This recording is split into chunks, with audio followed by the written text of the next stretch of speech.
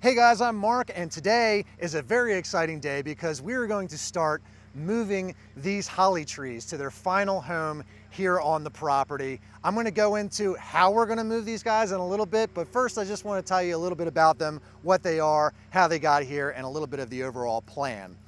So to start off with, there are 43 holly trees behind me. They're all 29 years old. That's when they were planted in this grid like they're sitting now. That was done 29 years ago, and they've just kind of been sitting here waiting for their day to shine and their final plan that we laid out for them. So like I said, in a little bit I'll go into detail about what that is. But they're 43, they're 29, 43 of them, they're 29 years old. They're 25 to 30 feet tall a piece. You can see that we prune them down a little bit over the years just to give them a little bit of extra space in between each tree, just so that it fills out all the way around, keep them from growing together. And that's actually going to help us out when we lift them up out of the ground with the machinery that we're using. It's going to help to have them sort of smaller around than if they were much larger and more of a wider cone shape like they would typically be. You'll see what I mean by that in a minute. In fact, you can probably hear the equipment already running in the background. The team is here, and they've fired things up, and they're getting ready to wrap the trees and move them. But anyway, there's a few varieties here, two of which are American hollies, and then the third variety is a cross between an English holly and a Chinese holly. So I'll tell you a little bit about each one. This one, to start off, pulling on me here is actually, this is the fourth holly. This is Holly, my Rottweiler, if you don't know her already. So yeah, this video is for you too, sweetie. So anyway, this is Cedar Hill. That's the name of this first variety. The reason why it's called Cedar Hill is because the original holly that this came from was discovered off of Cedar Hill Road in the woods over in Baltimore County, Maryland, right down the street from here. And the guy that found it, his name was Stuart McLean of McLean Nurseries.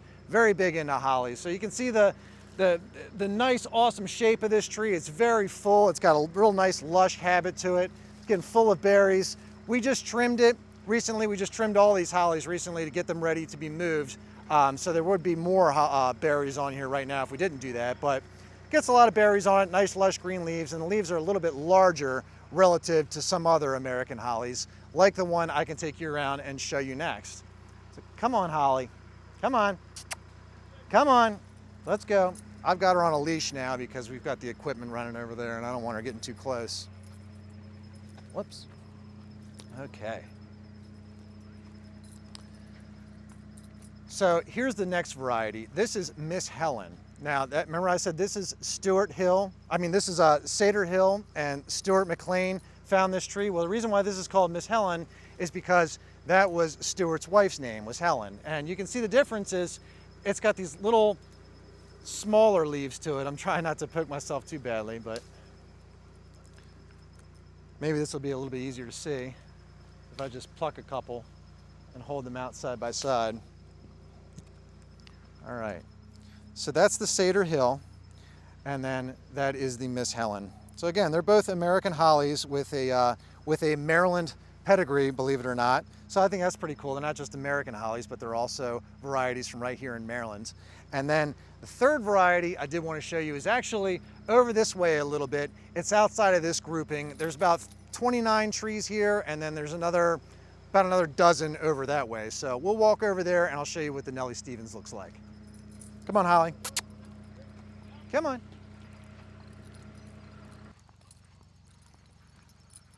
Okay. So there's a couple more Cedar Hill hollies, but the ones back here are the Nellie Stevens.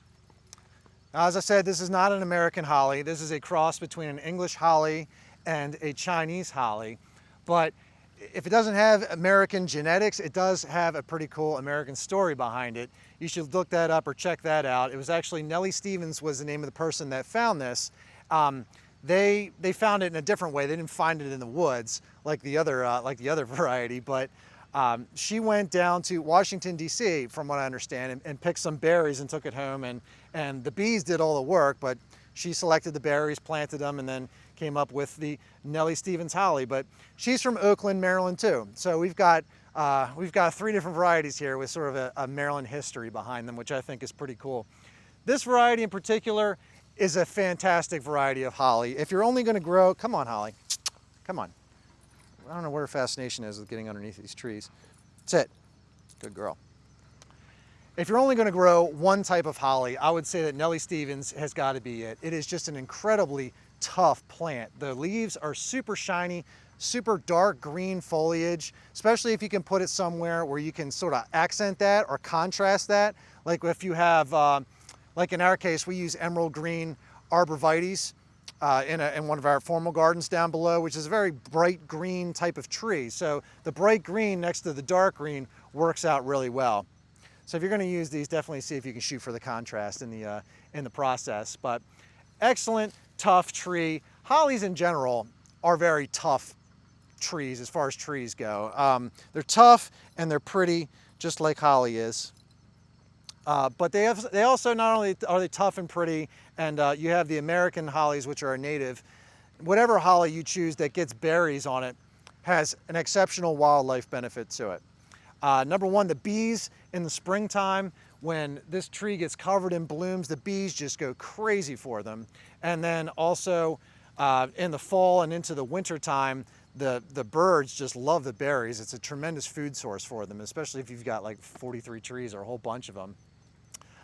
You can always tell that that spring is near when the robins come to town early in the spring, and they just strip the trees of all their berries. It's a pretty cool thing to see when they just kind of come in droves like that. So anyway, those are the trees themselves. A little bit of the plan going forward about where they're going to go, I'm going to show you next. I think in the interim though, I'm going to show you a little bit about how we're prepping these trees to get them ready for transport and how we're actually going to scoop them out of the ground. So that's going to be the next part. I'll see you guys over there. Okay guys, so here's what the noise is going on in the background. Right now what they're doing is they are using a large claw that they come around the base of the tree with, and then they use the skid steer to lift that claw up. And what that does is it sort of works like when you get a Christmas tree and you shove it through the tube, gets all the branches up like that. We just gotta watch for some of the vines that might be growing up in there.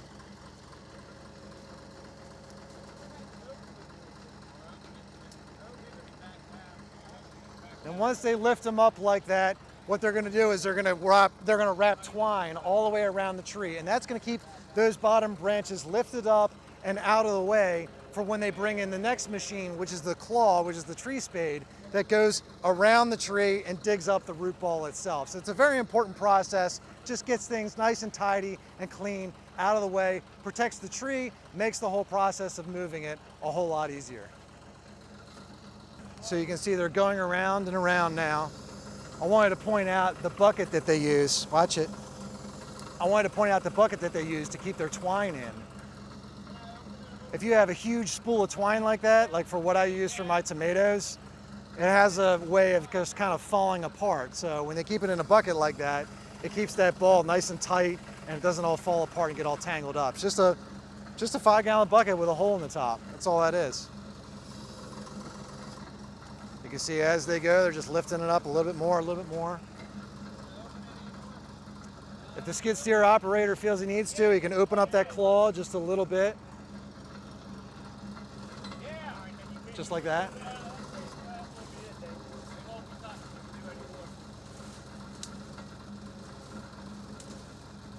That's like a giant Christmas tree that's still on the ground. You guys getting dizzy yet? Yeah, already.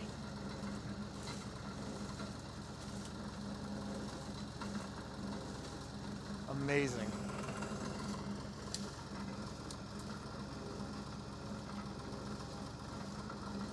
So now he's kind of rocking it. I think that helps get those branches to sort of fall down into that hook. Instead of just forcing it straight up, he's kind of jiggling it as he goes. And that allows everything to sort of fall in without tearing a whole lot more.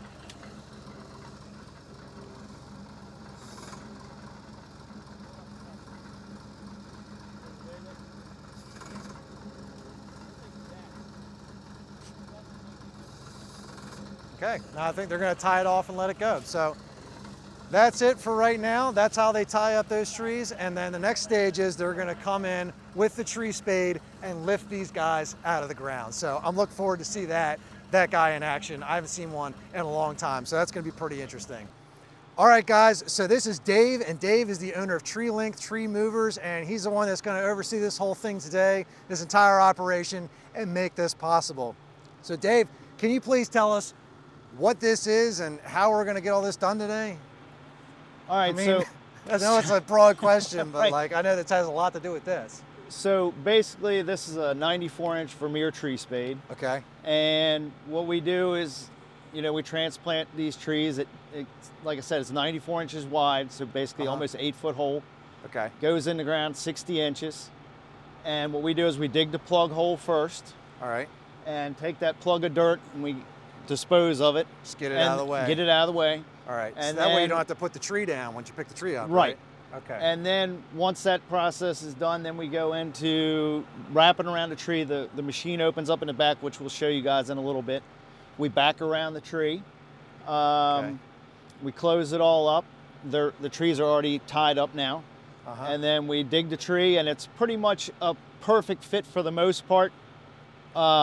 To go back to your plug hole. Yeah, sometimes, you know, when you're working with different angles and different soils and things like that. I see. You the know, way the truck is parked on a hill or something. Yeah, and yeah, exactly. So then Yes. you wind up having to do some soil work of some sort, especially going from flat to any kind of, you know, side-to-side taper or whatever. Sure. Because the main thing is you want to get the tree straight. Right. And it's not like a perfect round ball. It's sort of got this point it to it. pretty much digs the same size hole every time, unless Right. the soil conditions are like one super dry, one super wet, you know, where you're digging the plug. Right. Might be wetter than versus where you're digging the tree from. But the hole itself is not like perfectly round, like half of a cue ball or something. It's actually got right. like it's a a point to it. Correct. So you got to Yep. get that point lined up just right, Yeah. you know, to keep the Yes. tree straight in the end. Exactly. How tall of a tree? What's the tallest tree you've ever dug with this? So like 35 foot. 35 yeah, foot? and Okay. that's mostly going to be like evergreens for the most part. Okay. And then as far as caliper wise goes, you know, the trunk size, Uh-huh. this machine's rated for like 10 to 12 inch caliper Right. trees. And then on evergreens, we can go a little heavier because of the fibrous root system. So it's, you know, you can do a little better with And that. the root system, I'm sure, has a lot to do with it, It too. does, Like with the yeah. variety of trees. Like Sure. with hollies, I mean, you can pretty much Yeah. cut them off at the top and they'll grow back because Yeah. they're just so tough. Yeah, so but if you we damage try the not to roots do that. I and- mean, we want it to be the same, you know, Sure. exactly the same. You know, Sure. you'll have to do a little, you know, maintenance for a year or two afterwards. But Sure. yeah, Okay. they do pretty well. So we're not maxing out things with these hollies then? Not at all. They can No, still be that's a little all- bit taller than they actually Yeah, are with this this. stuff's like most of that's 8-inch caliper, so All right. no problem whatsoever. When I showed up, I saw you guys had that little, the skid steer, and I Yeah. saw this sitting on the back of the truck, and without just quickly looking at it, I'm like, how are they going to mount that to that tiny little skid steer? Right, no. I was like, oh, wait, no, Yeah, it's mounted to the now we truck got it, itself. right. All right, that Yep. makes sense. So, Okay, so we'll Yeah. dig our first hole, right. and then we'll put the dirt aside, and then we'll go grab a tree, and we'll plop it in here. Right, and then once we do that, then everything else switches out. Okay. So we'll once we have a tree going up there, we'll put that soil back in that hole. Your next hole, Right. you're just going to put it into the tree that you just dug, so now you're good from here on Right, out. and then we just keep rolling Cool along. deal. So, All right, man. okay, All right, well, we'll try to stay out of your way. Might right. interrupt you a couple more times, ask a few more questions. that's fine. Oh, here's a quick question. Yep. How often do you have to replace these guys? Well, they probably need replaced now, but they're probably- very yeah. So, you really don't have to replace them for the most part. They'll do some welding, put some hard steel on the outside. Okay. Um, Just stitch them up a little this bit. machine I bought from someone, and it wasn't taken care of quite as well as it should have been. But Oh. as far as the blades go, I mean, they'll last 20 years. Okay. You know, and we dig a lot of holes, a lot more than.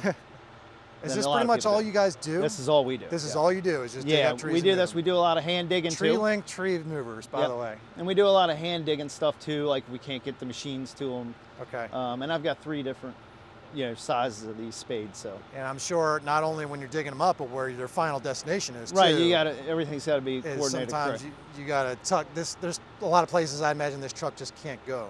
True. So I True. guess it helps out to be on a field like this. Yeah, no, this is nice. Good working conditions. All right, Dave. Well, yeah, good working conditions, I guess, and a good day forward too. That's right. Beautiful. All right. Well, let's get to it. All right. Thank you. Thank you. Probably be okay. Thank you. I said, I think it'll be okay. No, I'm saying. Yeah.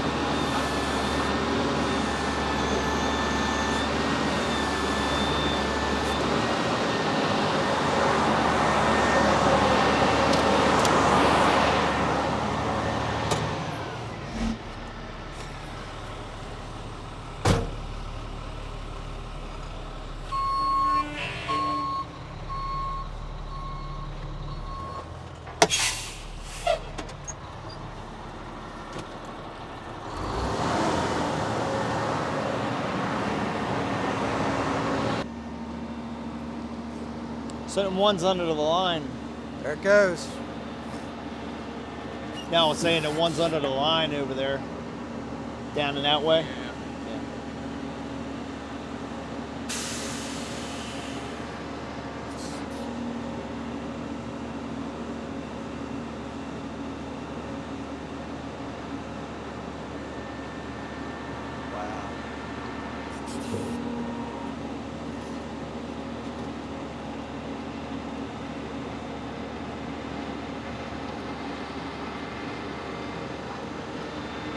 Does it help after the rain Oh yeah. to make the ground a little softer? Yeah. Now in the summertime, you got to pre-water everything, you know? Wow, really? Yeah. Okay.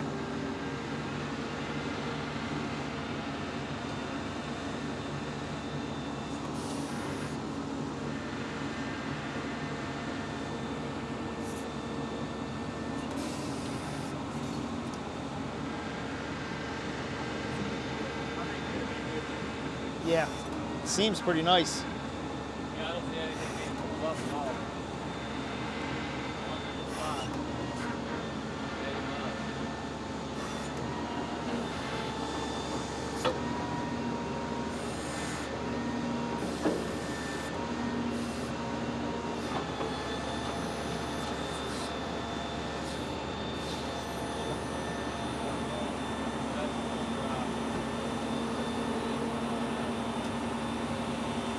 That's amazing. That is so cool.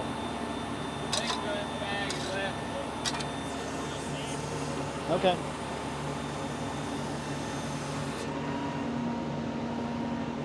Well, you get a little bit of the local geology. You do.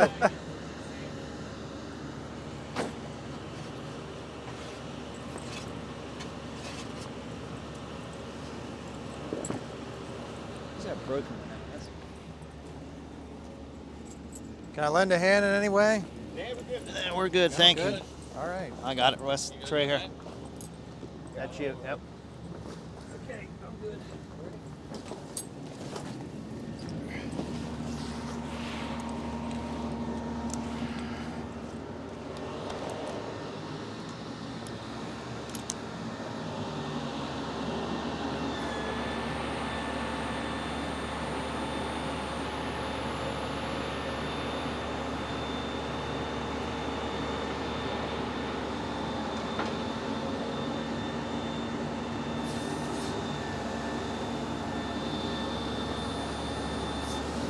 You guys ever find some crazy stuff buried underground?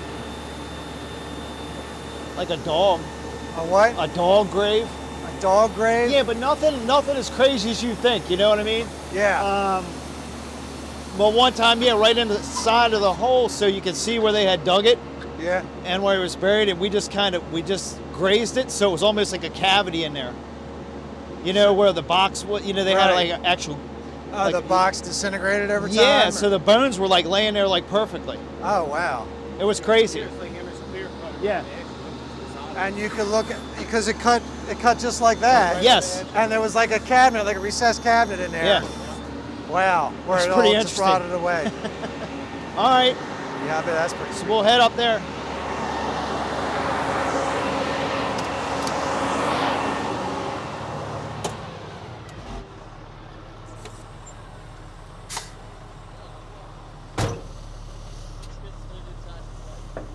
Big old worm in there. Well, I think I'm going to jump in it.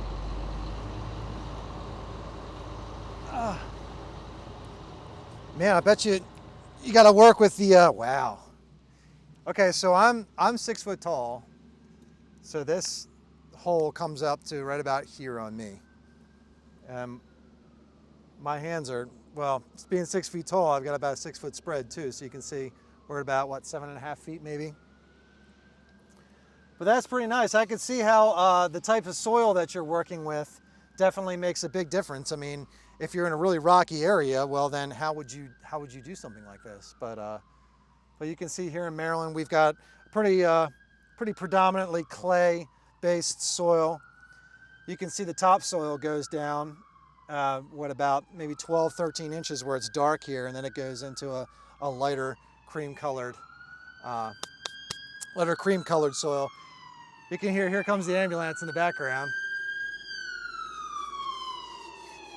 Yeah, that's what we're planting all these holly trees for, so we don't have to hear the road much anymore. They're gonna work out great. This is phase 2. Well, phase 1 is halfway done. You can see where you just pointed the camera. This is a major project that's gonna be going on in this pasture. It once was a horse pasture, but now it's gonna get entirely turned into something completely different. There's gonna be a pond that sits down there, and then it's gonna be a whole bunch of trees on the upper side of the pond, and then eventually there's gonna be azaleas and whatnot intermixed throughout. I'll explain that a little bit more in detail as we go through this project, but for right now, the first thing that you can see that's been put in have been these emerald green, or these, green giant arborvitaes. These guys are spaced 12 feet apart, and we put these in 2 years ago. And what we're gonna wind up doing is we're gonna put a second line. That's why I say this phase 1 is only halfway done, because we decided we wanna put a second line in on stagger. So we'll come about 12 feet out, and we'll put one in between as it falls all the way down. I think as far as this farm goes, one of the big issues that we have is noise off the road. And it's not like we get a whole lot of traffic, but what the situation is that this whole property is kind of shaped like a bowl. And on the other side of the road, we have the forest, the trees. So all the noise from the road just kind of backboards off the trees and just goes right out to the rest of the farm. So these trees will help, and then the 40-some holly trees that we're about to put in, they're gonna help a little bit also. But you can see where the flags are laid out for today's project, at least as much as we can get done today. I think it's gonna take probably the remainder of the week, at least probably 5 or 6 days. A lot of it depends on the weather too.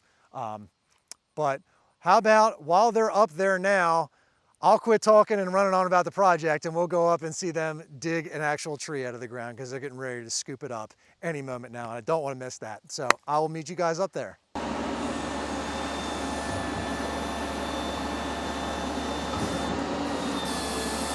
All right, guys, so now we're getting ready to pick up our first tree. You can see how this thing opens up like that. It's on a hinge, so it'll just come in around the tree, close up around it, and then dig the root ball out just like how we just did the plug hole. It's important to note the time of year that we're doing this. Right now it's October, and it's a great time to dig trees, number one, because the ground is soft, like what we were saying down there. If it was in the middle of summer and the ground's like concrete, these guys said, Dave said that they had to come out the day before and pre-wet the ground. That way the spade can actually get down into it. But the second reason why it's important to do this time of year or in the spring is for the tree itself.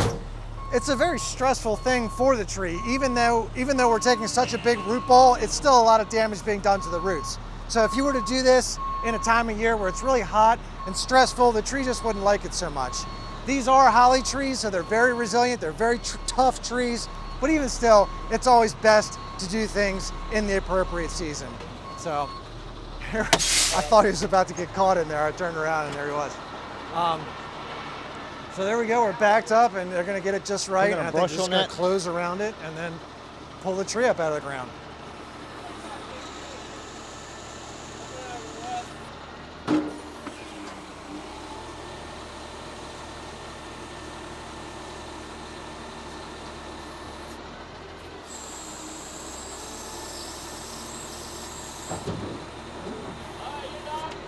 All right, lock back up.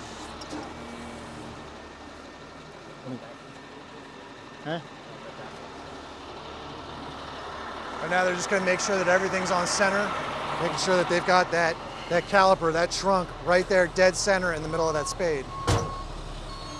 I think in a situation where if the trees are a little bit too close to one another, then they might have to kind of cheat it one way or the other to back off a little bit if they need to, but in this circumstance, it looks like the tree is far enough out that they can get it dead center in the middle of that root ball.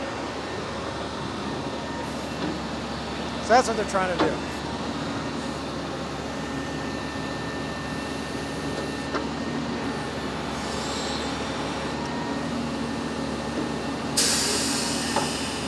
What? No, it's going to be on the same hill.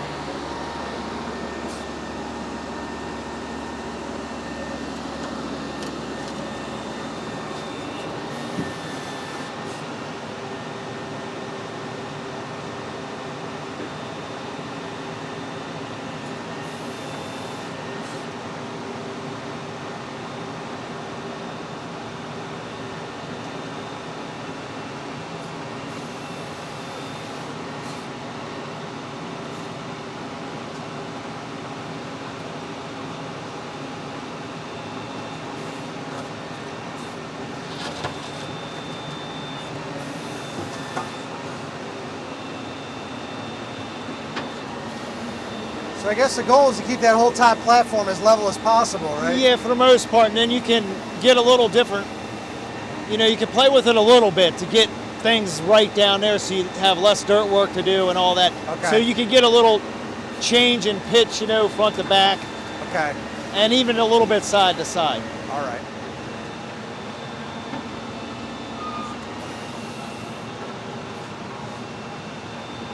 Can you feel the roots in the stones and stuff?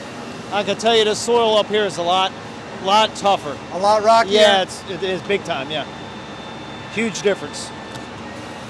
You can tell that already, huh? Yep.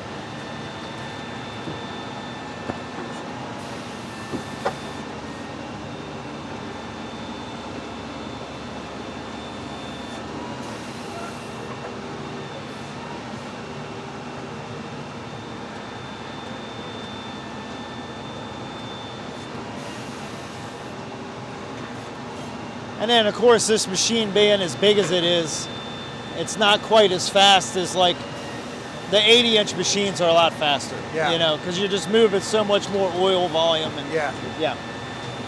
Well, that makes sense. Yep.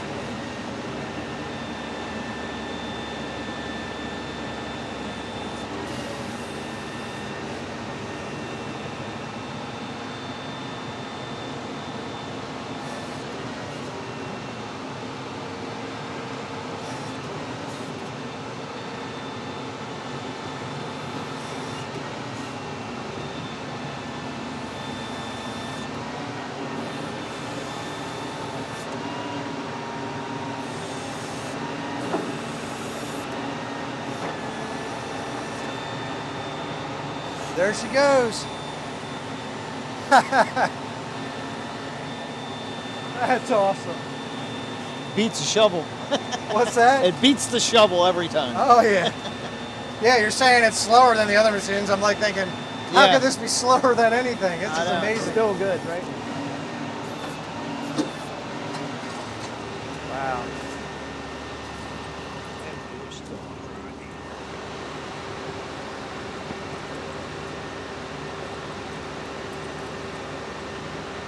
It doesn't matter either way. We're not mattering really on this.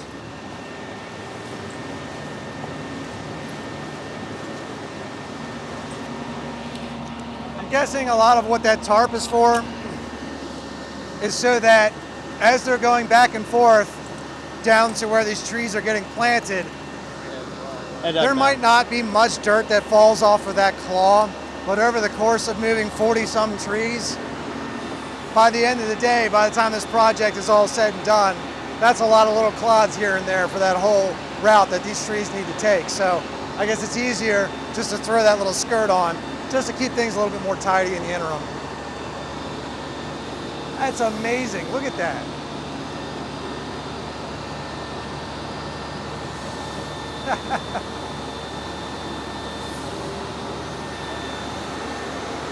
Looks like something out of a kid's book or something.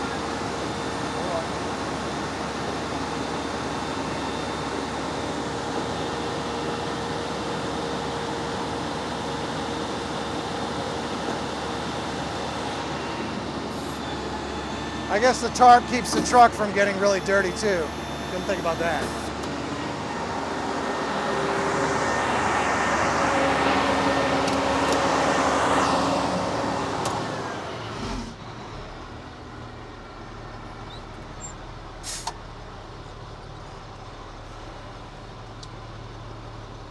All right, well, that's all to see for this this part of it. How about we follow the truck down and we'll see him set it up in the first hole. This is tree number 1.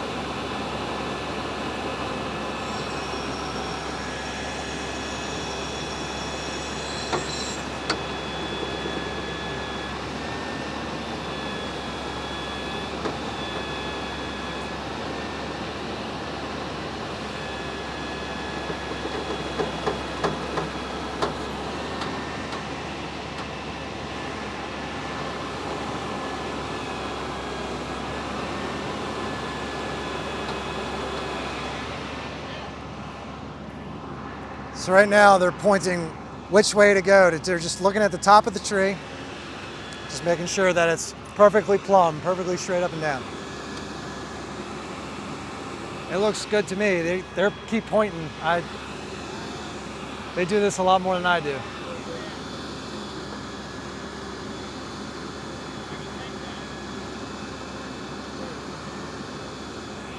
It looks so much bigger now that it's out here in the open by itself.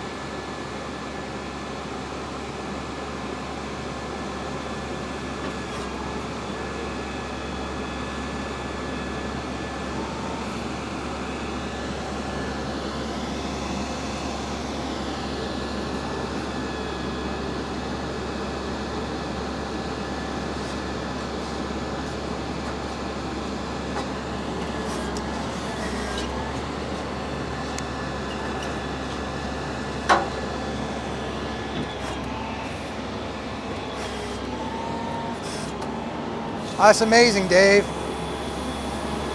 Yeah, it works pretty good.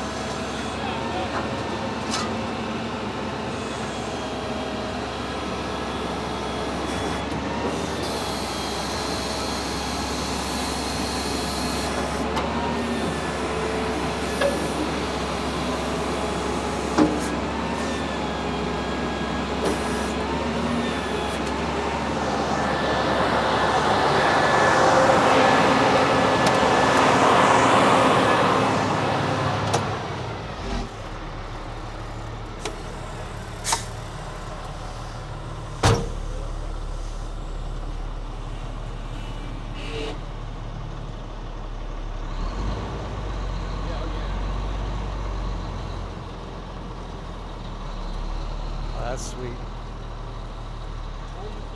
Yes, it is. So we cut the strings off now, or we wait till? Wait till it's finished. Makes it easier to get in it. Okay. But just stomp down the sides and all, Well, or yeah, take the shovel and take kind the? of Okay. shave it a little bit. It's sitting up a little high. Shouldn't have been that way. I guess the way the angle of the hill is.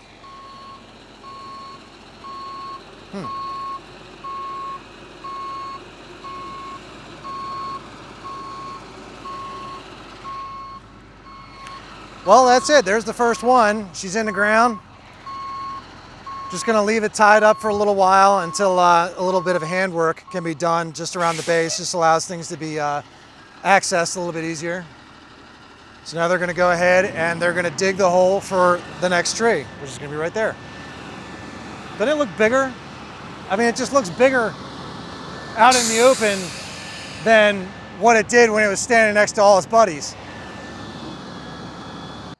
Okay, so it's a couple days later. I thought that I would wait a couple days just so that these guys could make a little bit more headway with the trees that they're getting in. I think it just helps illustrate the overall concept of what we're going to be doing out here that much better. If we only had one or two trees and I was trying to describe what was going on, it'd be a little bit more difficult to imagine. So far we have 18 trees in. Over the past 2 days, I've just been plugging them in one after the other. So we're about halfway done as far as the holly trees go. You can see some of them are still tied up with the strings. They're not that bare at the bottom. They will sort of fall down and look fuller than that as soon as we take the strings off. But that's what's in so far. And then as far as the hollies go, we're going to continue on planting along down the fence about the same distance away from the fence that they are now. It is going to kind of swing out over here a little bit. They're going to kind of come in more dense right in this area here, and then they're just gonna feather back out again all the way to the corner of the fence down there where that tree is, that big tree right there at the corner. And I think they're gonna look really nice. The overall idea of having those hollies here is it's step one of what's gonna be a huge project. Like I said earlier, what we're gonna wind up having is basically a woods here, a shorter woods. It's gonna be things like dogwoods interplanted in, and red buds, and some southern magnolias, and things like that. And then we're also gonna underplant those with a whole bunch of azaleas, like the old-fashioned larger native azalea types that are just gonna get enormous, and different types of rhododendrons and things that are gonna eventually get really big. And the reason why we want all that is because right here where I'm standing is going, well, what will be where I'm standing is going to be a lake. It's gonna be a pretty big lake that we're gonna use for irrigation here on the farm. But if you're gonna make a lake for irrigation, you might as well make it really pretty. So that's what we're gonna try to do. We're gonna have this lake that goes from here all the way out to basically the first hollies, all the way down at the end. And once we have all the azaleas and all the trees and all the blooming stuff going on back here, it's gonna make an incredible reflection up off the water as you use this driveway that we use all the time going back and forth across from the farm. So that's sort of the concept of the woods and how that's gonna go. You can see right now there's power lines that go right through the center of this field that feed the house. They're gonna get moved to just inside the fence, so right in between the fence and that first line of arborvitae there. And then what else? We're gonna put a gate, a very large new entrance to the property, to this farm, right there where that car just passed. Basically dead center between that holly over there and that holly over there. So that gap that's right in between, that's where the gate's gonna go. And then there's also going to be, where the gate goes there, there's gonna be a feature that we're gonna put in. Basically, we're gonna grade it out so that, I don't know how to describe this, I don't know the name for this type of feature, but it's gonna basically be like a runway, a grass runway, very formal. It's gonna have standards on each side of it.